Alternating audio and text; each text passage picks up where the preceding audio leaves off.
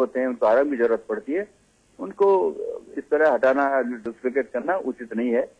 और ये मुझे नहीं मालूम किस लेवल पर अधिकारियों किस लेवल पर ये हुआ। अच्छा, ये बताइए किस लेवल पर ये हो सकता है? अगर राहुल गांधी जी जैसे एसपीजी प्रोटेक्शन हासिल किए हुए सुपर वीवीआईपी व्यक्ति का जो रूट लग रहा है, उस रूट को क्या कोई बाबू, तहसीलदार और छोटे स्तर का अधिकारी तय करता है?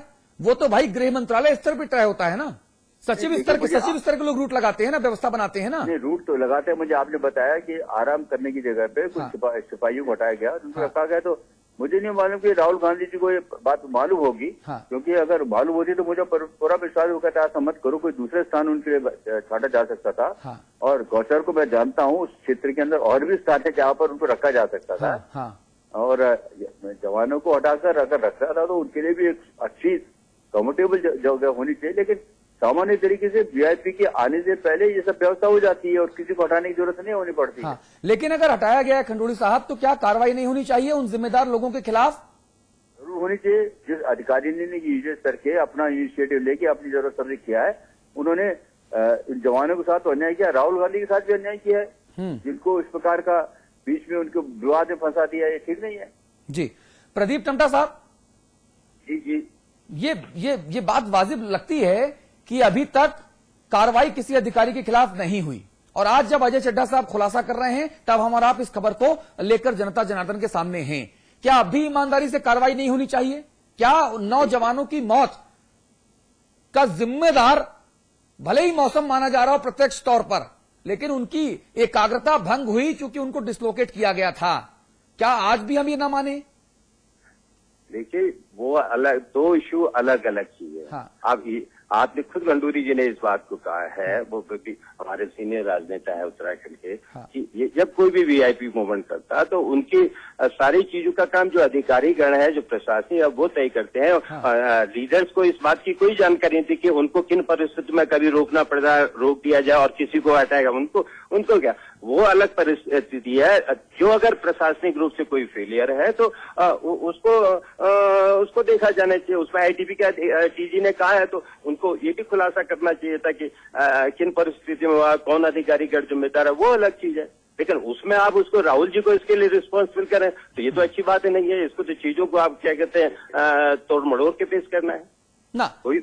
अच्छा ये बताइए, अब चलिए, अब समाचार पत्र पर एक खबर हम दिखा रहे हैं, क्या इसके बाद अब कार्रवाई करने का भरोसा आप दे सकते हैं? जो भी होगा, अगर भाई डीजी ने एक बात कही तो उसका संज्ञान सरकार लेंगे, अधिकारी लेंगे उसको। जब डीजी आईटीबी भी इस बात को कर रहे हैं, मेरा ये कहना है कि डीजी ने एक बात की है, उसको सरकार या अधिकारीगण संज्ञान में लेंगे, कहाँ पर चूक हुई। लेकिन इसमें राहुल जी को आप क्यों लपेट रहे हैं? 10 जनपद को आप क्यों लपेट रहे हैं? है ना, वो एक बड़ी विषम देश की इतनी बड़ी यहाँ पर त्रासदी हुई है। और हर लीडर क्या कहते हैं, ऐसे समय में जाते हैं, अपनी संवेदना सारे लोगों के साथ तय करते हैं, उनके रूट को तय करना। ये जानते हुए कि जब देश का गृह मंत्री कह रहा है कि किसी भी वीवीआईपी के मूवमेंट को इजाजत नहीं दी जा सकती, नरेंद्र मोदी को वहां उतारना गवारा नहीं था आपको, राहुल गांधी के लिए पलक पावड़े बिछा दिए गए। राहुल जी को क्या पता है आपको कहाँ पर रोका जा रहा है, क्या आगे का रास्ता है? उनसे कहा गया कि आपको यहाँ पर रोका गया, किन तो मैं इस पूरी परिस्थिति के लिए किसको जिम्मेदार मानूं? सुशील कुमार सिंह के गैर जिम्मेदाराना बयान को, मुख्यमंत्री विजय बहुगुणा की मशीनरी, सरकारी मशीनरी को, कि अपने आप को, कि ये सवाल उठा रहा हूं? अभी आपने सुना, डीजी ने सवाल उठाया, उनकी बात का सरकार संज्ञान ले लेगी अगर जो उसमें कोई चूक हुई है। उत्तराखंड की सरकार किस तरह से संज्ञान लेती है, ये हमारे संपादक अविकल थपलियाल से पूछेंगे। अविकल थपलियाल, उत्तराखंड की सरकार और कांग्रेसी ये कैसे संज्ञान लेते हैं, जरा आप बताइए तो। अतुल, मैं सुन नहीं पाया। अविकल भाई, मैं ये जानना चाहता हूं, उत्तराखंड की सरकार और कांग्रेस के नेता खासतौर पर परिस्थिति विशेष में किस तरह का सरकारी संज्ञान लेते हैं, जरा टम्टा साहब को बताया जाए। टम्टा साहब, ये शिंदे जी यहाँ आए थे और शिंदे जी ने एक बात कही थी कि कोई भी वीवीआईपी मूवमेंट नहीं होना चाहिए। हम ये भी नहीं कह रहे कि चलिए उन्होंने मोदी जी को रोकने के लिए कही थी। हो सकता है शिंदे जी बड़े रहमदिल हैं, उनके दिल में यह होगा कि कोई भी वीवीआईपी आएगा तो उससे दिक्कतें होंगी। लेकिन यही पैमाना राहुल गांधी के आगे क्यों फेल हो गया? टम्टा जी, राहुल गांधी के मामले में गृह मंत्री शिंदे जी का जो वाक्य था, जो पैमाना था, क्यों फेल हो जाता है? क्यों वो गौचर तक पहुंचाए जाते हैं, उन्हें उनको देहरादून ही रोक लिया जाता है। टमटा जी का फोन या तो कट गया या अपरिहार्य परिस्थितियों में फोन से संपर्क टूट गया। अब मैं इसमें और कोई बात नहीं कहना चाहता। और ये हमारी लिए थोड़ा विडंबना भरी स्थिति है कि जब हम लोग तल्ख सवाल जवाब थोड़ा प्रक्रिया आगे बढ़ाते हैं तो फोन कट जाता है। ये हमारे लिए अच्छा नहीं है। एक बात मैं कहूं, खंडूड़ी जी हमारे साथ हैं अभी, अविकल भाई खंडूड़ी जी हमारे साथ हैं। ये सवाल आप खंडूड़ी जी से पूछ सकते हैं। हेलो खंडूड़ी जी, आवाज सुन रहे हैं आप मेरी? हाँ सुन रहे हैं। हाँ, मैंने एक सवाल टमटा जी से किया था, खैर वो तो चले गए। शिंदे जी ने यहाँ के एक बयान दिया था कि कोई भी वीवीआईपी मूवमेंट नहीं होना चाहिए, सिर्फ मुख्यमंत्री के अलावा, हेलीकॉप्टर में भी और वैसे भी।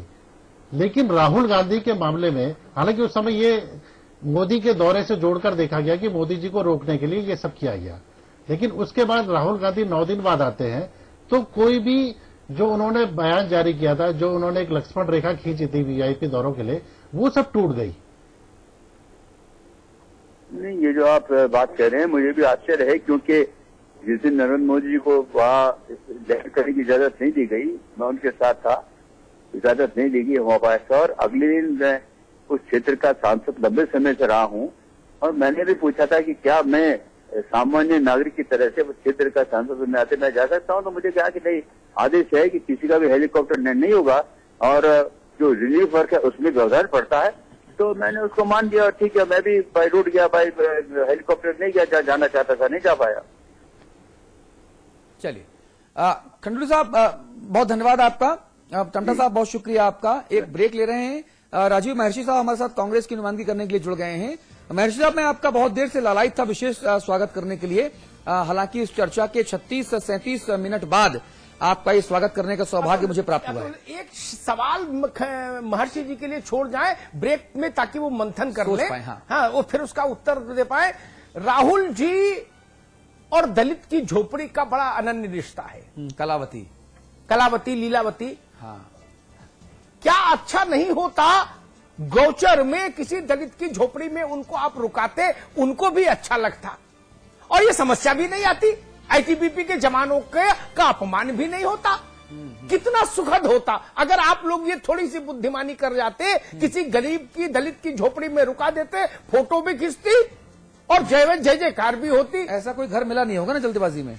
नहीं, वो तो अविकल जी बताएंगे कि वहां गौचर में कोई ना कोई तो होगा जरूर ऐसा। ब्रेक के बाद अविकल भाई, ब्रेक के बाद टीवी की मजबूरी है, टीवी की मजबूरी है अविकल भाई, टीवी की मजबूरी है, ब्रेक लेना जरूरी है, ब्रेक लेना जरूरी है। तुरंत लौट के आते हैं जी। कांग्रेस के युवराज के लिए राहत में लगे जवानों पर आई आफत। राहुल गांधी के आराम के लिए खाली हुए जवानों के कमरे। आपदा में भी दिखी युवराज की ठाठ।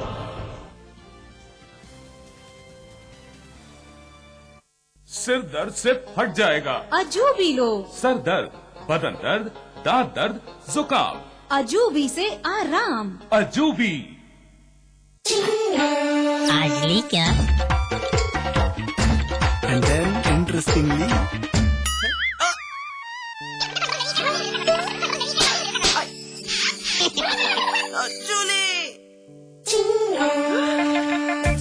refreshing mini gums. आज ली क्या? उत्तराखंड में आई दैवीय आपदा में उत्तराखंड सरकार और सेना के संयुक्त प्रयासों से चल रहा है युद्ध स्तर पर राहत एवं बचाव कार्य। राज्य सरकार द्वारा उपलब्ध कराए गए 15 और सेना के 20 हेलीकॉप्टरों ने हजारों लोगों को सुरक्षित स्थानों पर सकुशल पहुंचाया है। उत्तराखंड सरकार और सेना के अथक प्रयासों से अब तक 90,000 लोगों को सुरक्षित भेज दिया गया है। वह बाकी बचे 10,000 लोग सुरक्षित स्थानों पर हैं और उनको भी शीघ्र ही घर भेज दिया जाएगा। आपदा पीड़ितों को घर तक पहुंचाने के लिए 1000 बसों एवं 400 छोटे वाहनों की निःशुल्क सेवा। पीड़ितों को उनके घरों तक पहुंचाने के लिए निःशुल्क रेल व बसों की सेवा और उन्हें रास्ते के खर्च के लिए 2000 रुपए प्रति व्यक्ति दिए जा रहे हैं। उत्तराखंड आज गंभीर दैवीय आपदा का सामना कर रहा है। सरकार और सेना प्रत्येक जीवन को बचाने का प्रयास कर रही है। आपदा से प्रभावित परिवारों की क्षतिपूर्ति शासन करेगा और प्रभावित क्षेत्रों के पुनर्निर्माण का काम भी शीघ्र ही शुरू कर दिया जाएगा। प्रत्येक जीवन अमूल्य है, उसकी रक्षा करना हमारा कर्तव्य है। आइए इस संकट की घड़ी में एक दूसरे का साथ दें। उत्तराखंड सरकार मुसीबत की इस घड़ी में साथ रहने की प्रतिज्ञा।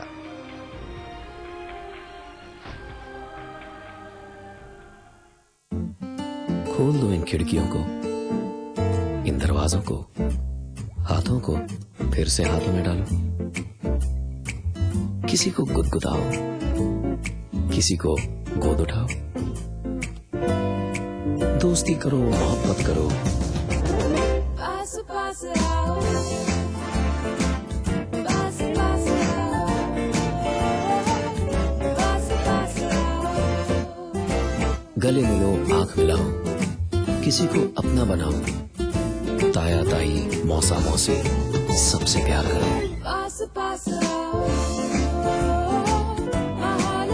रहो हमेशा पास पास। 3 states, 11 colleges. Placement pioneer in North India. 1,600 placements this year. Devbhoomi Group of Institutions. JB Institute of Technology, Dehradun, the best institute of engineering with best faculty and good infrastructure. JB Institute of Technology, inspiring minds, transforming lives. And at 72 Chakrata Road, Dehradun.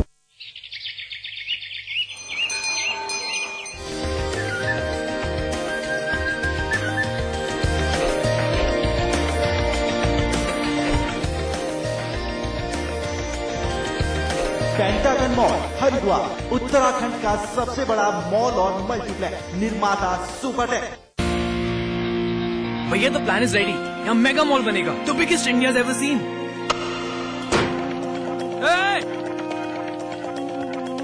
यहाँ stadium बनना चाहिए।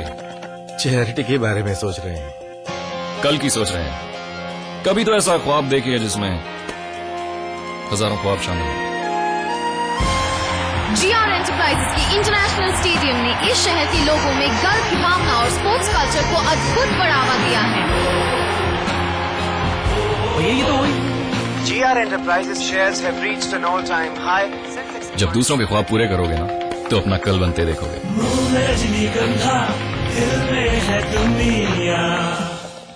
विराज construction प्रस्तुत करते हैं आपके शहर लखनऊ में Faizabad road पर संपूर्ण आवासीय योजना BBD ग्रीन सिटी। निर्माण कार्य तीव्र प्रगति पर। आज ही संपर्क करें।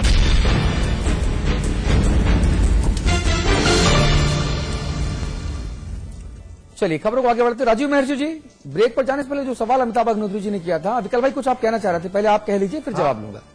अमिताभ जी ने बहुत अच्छा उन्हें ऑप्शन दिया था दलित वाला। मैं थोड़ा सा उसमें ऐड कर रहा था कि अगर दलित के यहाँ नहीं भी रुकते तो जिनकी दुनिया पूरी उजड़ गई इस हादसे में, उनके पीड़ित परिजन वहाँ मौजूद थे कैंपों में, वहाँ भी रात बिता सकते थे। और उससे उनको जमीनी स्थिति का आभास भी हो जाता है। सही का उससे ज्यादा दलित, उससे ज्यादा वंचित कौन होगा इस धरती पर, जिसने सब कुछ खो दिया सैलाब में। देखिए जब एक खबर आई ना विकल भाई, जब एक खबर आई कि राहुल गांधी राजस्थान के दौरे पर गए और उन्होंने सड़क किनारे लगे पेड़ों को देख के पूछा कि भाई, मोटरसाइकिल में बैठे थे, पूछा कि भाई ये क्या है, तो बोला आलू के पेड़ हैं। तो बड़ी ईमानदारी से पूछा कि भाई आलू पेड़ के ऊपर उगता है कि नीचे उगता है। तो मोटरसाइकिल जो चला रहा था कांग्रेस का कार्यकर्ता, उसने कहा कि नहीं, आलू तो पेड़ की जड़ में उगता है। ठीक है, अपना ज्ञान बढ़ाने में कोई दिक्कत तो नहीं है ना, ज्ञान तो कभी भी किसी उम्र में आप बढ़ा सकते हैं। राहुल गांधी अपना ज्ञान बढ़ा रहे थे, तब कांग्रेसियों ने कहा कि राहुल गांधी वस्तु स्थिति जानने के लिए इस तरह के सवाल पूछते हैं ताकि उनको जमीनी हकीकत का आभास हो जाए। तो यही बात तो जो कैंप में जो राहत और बचाव अभियान के तहत बचाए कर लाए गए हैं जो लोग, उनके साथ अगर रहते तो शायद उनको जमीन ज्यादा नजर आती। महर्षि जी। जी देखिए, ऐसा है कि राहुल जी उत्तराखंड का जो दौरा करने आए थे, वो निश्चित तौर पर स्थिति का आकलन करने के लिए और अपनी संवेदनाएं प्रकट करने के लिए आए थे। और जैसा कि अभी शुरू से आपके इस चैनल पे जो बहस चल रही है, मैं आपको स्पष्ट कर देना चाहता हूं कि जो निर्णय था, ये निश्चित तौर पर सरकार का निर्णय नहीं था कि राहुल जी को वहां ठहरा दिया जाए और वहां से आईटीबीपी के जवानों को जो है शिफ्ट कर दिया जाए। ये यदि ऐसा हुआ होगा तो ये निर्णय किसका था? जवानों का था क्या कि जवानों ने कहा कि देश के भावी प्रधानमंत्री आ रहा है, मैं बाहर चला जाऊं? आप मुझे अपनी बात बोलने का मौका दीजिए। अगर वो डायरेक्टर जनरल का निश्चित तौर पर उनकी बिना संज्ञान में रहे, ये इस तरीके का निर्णय नहीं लिया गया होगा। हालांकि राहुल गांधी जी को जेड प्लस सिक्योरिटी मुहैया है, एनएसजी कमांडोज मुहैया है, लेकिन फिर भी उन्होंने ऐसा कभी नहीं चाहा होगा कि यहां से आईटीबीपी के जवानों को शिफ्ट कर दिया जाए। आईटीबीपी के जवान जो है वैसे भी एक जगह कोई जो है इस तरीके की आपदा नहीं आई है, ये विभिन्न स्थानों पर आपदा आई है और आईटीबीपी के जवान माइग्रेट कर रहे हैं। ये भी मैं यहां पर आपको बता देना चाहता हूं, आपको ये अच्छी तरीके